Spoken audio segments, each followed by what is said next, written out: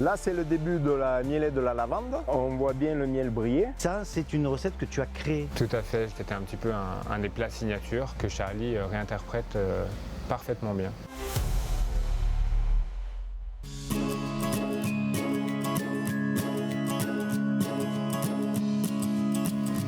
Bonjour Charlie. Bonjour les toqués. Anthony, bonjour. Bonjour Bruno, bienvenue à Sainte-Croix et bienvenue au Romarin.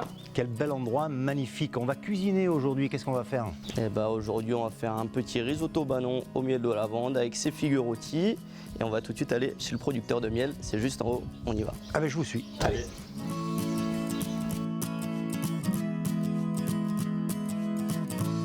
Bruno, Ça va? je présente nos apiculteurs et fournisseurs de miel, Laetitia et Richard. Bonjour Bruno. Bonjour Richard. Laetitia, mon épouse. Ça va Laetitia? Bruno. Alors merci de nous recevoir ici. Quel beau paysage. Bienvenue à la ferme Paralou, Sainte-Croix-du-Verdon. Nous faisons chambre d'hôtes, gîtes et apiculture. Qu'est-ce que ça représente pour toi d'être apiculteur? Ça a démarré, c'était une passion. Aujourd'hui, on fait l'élevage de rennes, on fait les essais. Combien de ruches? Moi, un peu plus de 400. On est prêt pour la visite des ruches. C'est parti. Toutes nos ruches sont équipées de petits réveils. Le matin à 5 h, c'est réglé, ça sonne, tout le monde au boulot. Oh putain, j'aimerais pas travailler avec toi. Pourquoi tu as mis des tuiles là? Je mets des tuiles parce que les ruches sont en plein champ, c'est pour le soleil. Tu as payé plus cher le loyer du coup? Non, mais par contre, tu as plus d'abeilles qui vont partir dans les champs butinés au lieu de ventiler la ruche. Voilà. Je mets un petit coup d'enfumoir, ça c'est pour brouiller les signaux d'attaque. Venez vous rapprocher. Ça va les gars, pas stressé? Non. Tranquille là. Bah, elles sont sympas. Hein. Tu en as une dedans Charlie? Là, c'est le début de la mielée de la lavande. Il y a combien d'abeilles à peu près par ruche? En production, vous avez 80 000 abeilles. On voit bien le miel briller. Ouais. Les abeilles vont sur les fleurs, elles récupèrent le nectar, elles le ramènent, elles le stockent dans les alvéoles. Il y a d'autres abeilles qui vont se charger d'y apporter des enzymes. Elles vont transformer ce nectar en miel, elles vont le déshydrater et quand il est arrivé autour de 17-18% de taux d'humidité, elles le ferment avec de la cire. Richard, est-ce que pour toi, ton miel a le goût de son terroir? C'est sûr qu'il reflète un petit peu le caractère de la Provence parce que ici c'est un sol aride, ça apporte de la puissance aux plantes. Donc, miel de lavande. Ça, c'est bon. Hein. C'est quoi la particularité du miel de lavande ici à Sainte-Croix? C'est un goût unique, c'est un des meilleurs miels qui existent, c'est aphrodisiaque, donc attention mesdames. C'est vrai? Ah oui, hein. C'est un bon énergisant. D'accord. Voilà. Le romarin est plus doux. Hop. Ouais. Un petit goût Et de c'est romarin. vrai que c'est assez Subtil. subtil.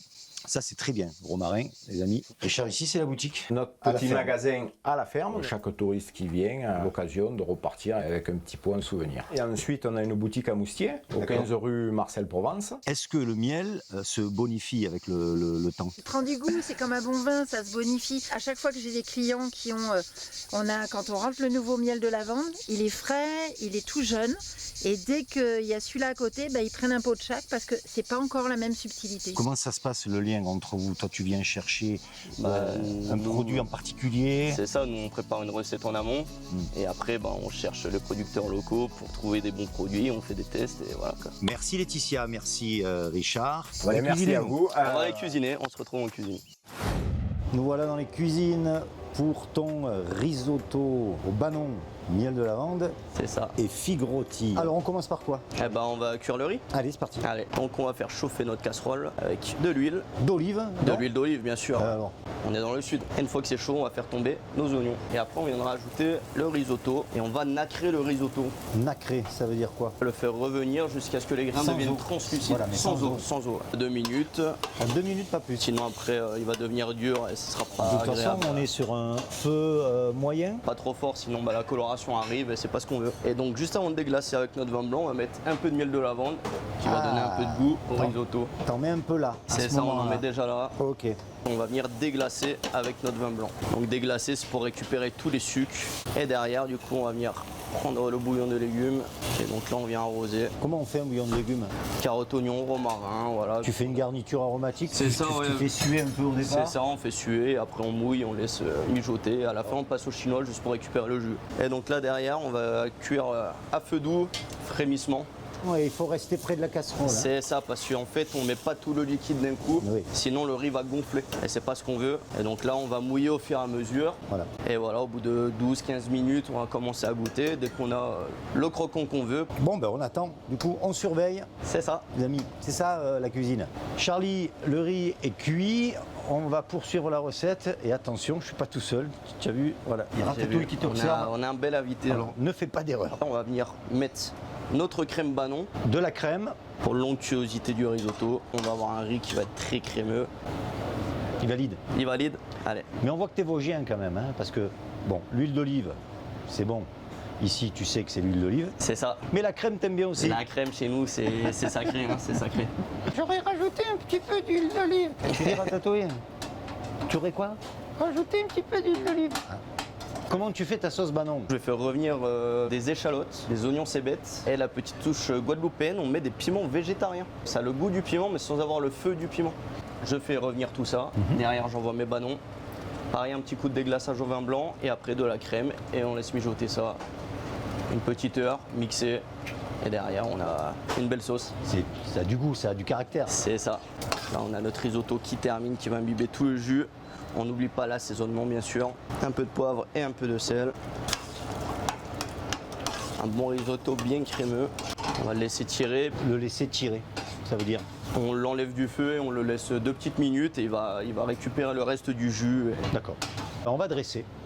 Donc là, on vient mettre notre risotto. Ouais. On va venir mettre les petites figues. Tu les as rôtis comment, avec du miel? Avec du miel de lavande, on a un peu de romarin aussi. Ok. Des petits pickles d'oignons rouges, le petit banon. Alors, on a choisi un banon qui commence un peu à être moelleux. C'est hein. ça, c'est un peu Un crémeux. peu crémeux. Et là, du coup, sur le risotto, le temps que ça arrive devant le client, il aura le temps de fondre un peu. Et Parfait. voilà. On va venir mettre notre miel de lavande, bien arrosé, un peu de romarin, Là, c'est un peu de cébette, c'est un ça? peu de cébette avec justement les piments végétariens, des germes de poireaux. Et là, on a une tuile dentelle ou alors tuile de pain aussi appelée. Les amis, regardez cette belle assiette provençaux-guadeloupéenne. C'est ça, tout à fait. Je veux goûter. Bon, on va les goûter. Allez, on y va? On va déguster.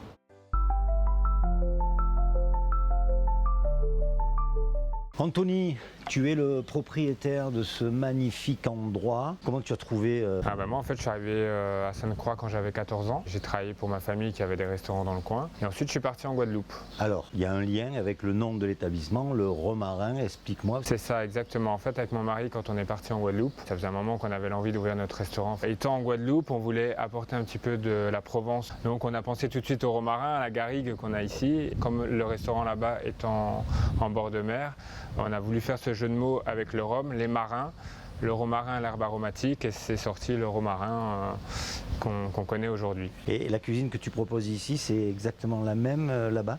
Tout à fait, on a 60%, 70% de la carte qui est identique et ensuite 30% qui va varier avec les ingrédients de saison qu'on va pouvoir trouver ici et là-bas. Donc tu t'amuses à mélanger un peu la Provence et la Guadeloupe, ça donne des choses un peu rigolotes avec le fameux piment, par exemple, végétarien. Végétarien, c'est ça exactement. Alors ça c'est un produit qu'on aime beaucoup parce que ça a c'est très aromatique et en plus c'est un très gros clin d'œil à la Guadeloupe. Là-bas on l'utilise énormément, un petit peu à toutes les sauces partout et le ramener ici c'était essentiel parce qu'il fallait réussir à ramener cette identité de la Guadeloupe, cette identité caribéenne et avec notamment le piment végétarien, c'est quelque chose qu'on fait très bien. Au tout début de ton aventure, tu étais dans les cuisines. Exactement, à l'ouverture du Romarin en Guadeloupe en 2019. J'étais le chef en cuisine, voilà, donc j'ai fait quelques belles années en cuisine. Maintenant on a grandi, on a plusieurs établissements et ça devient compliqué d'être en cuisine. Donc maintenant je fais appel à des chefs avec qui on travaille, on collabore, dont Charlie, qui est notre chef de cuisine maintenant ici au Romarin Provence. Charlie, il est là d'ailleurs. Il nous amène la fameuse recette. Voilà le petit risotto banon. Voilà, et ça, c'est une recette que tu as créée. Tout à fait, je l'ai créé Toi, au tout début. Exactement, en Guadeloupe. Et quand on a ouvert ici, c'était un petit peu un des plats signatures que Charlie réinterprète parfaitement bien. Bon, maintenant on va parler de cuisine avec Charlie. Merci Anthony. Avec grand plaisir, merci à vous. Bon Charlie, on se le goûte ce risotto? Allez, c'est parti. Hein. On a bien le miel. Le banon est présent aussi, il prend pas toute la place. Non, ouais. C'est bien équilibré, c'est très gourmand. C'est gourmand. On a envie d'y retourner. Bravo. Merci beaucoup. On va parler un petit peu de toi. Si tu devais te présenter en quelques mots, Charlie, tu dirais quoi? Moi c'est Charlie, je suis des Vosges d'origine. Voilà, ça fait 2 ans que je fais des saisons. Comment tu as débarqué ici à Sainte-Croix-du-Verdon? Comme tout saisonnier, avant de s'engager quelque part, on se renseigne, on cherche des postes. Ça a matché directement avec Anthony et puis voilà, on est là. Tu arrives ici, on te propose une cuisine. C'est ça. Tu dois t'adapter, mais tu y mets un peu de ta C'est touche ça. personnelle. Donc à quoi ça ressemble ta cuisine? Mes touches personnelles, moi j'aime beaucoup travailler la basse température. Donc là cette année on a magret cuisson basse temp avec une sauce ananas passion. Du coup là pour le côté Caraïbe, on a la souris d'agneau aussi cuit pendant 10 heures dans 10 un heures. jus. Ouais. Et là c'est moelleux à souhait, et très tendre et pas sec du tout. T'aimes bien ce genre de plat un peu généreux? C'est ça, les plats généreux où il y en a dans l'assiette et voilà quoi. Et ouais, il faut qu'il y ait du goût. Quand tu étais petit, tu rêvais déjà d'être chef cuisinier ou pompier, comme tous les garçons? Et ouais, c'est presque ça. Ouais. Fin de 3e, on m'a dit tu veux faire quoi? Et j'ai dit je sais pas, puis j'ai dit allez, dans la cuisine pourquoi pas. Et quand je l'ai annoncé à mes parents, ils étaient un peu sur le cul comme on dit, parce que j'avais jamais touché une casserole à la maison quoi. Mais c'était un choix. C'était un choix. Donc tu as fait des études de cuisine. C'est ça, ouais, c'est devenu une passion maintenant à 100% et c'est un plaisir tous les jours. Ouais. Du coup, est-ce que tu te rappelles du tout premier plat que tu as réalisé? Peut-être une macédoine de légumes taillée à la main, ça, une mayonnaise maison, des légumes taillés et cuits à la minute. C'est très Est-ce bon. que c'était bon? Bien sûr. Du coup, ta dernière création? Mon plat signature de cet été, ça va être donc le magret là, avec une purée douce à la vanille, donc purée de patates douces, salée sucrée et la sauce ananas passion. Ça match très très bien. Est-ce que tu as une madeleine de Proust? La langue de bœuf chez papy avec les petites carottes, la petite aioli et là c'est retour en enfance directement. Et moi je suis un peu à l'ancienne, j'adore tout ce qui est tête de veau, pied de porc pané, vraiment les plats des anciens, mais moi j'adore ça. Ta plus belle découverte culinaire depuis que tu fais ce métier? Un gazpacho de tomates avec des écrevisses et de la fraise. Ah, c'est curieux. C'est curieux mais ça marche très très bien. Et t'as goûté ça où? C'était dans un restaurant gastronomique en Alsace, chez Julien, c'est le village, c'est le Faudet.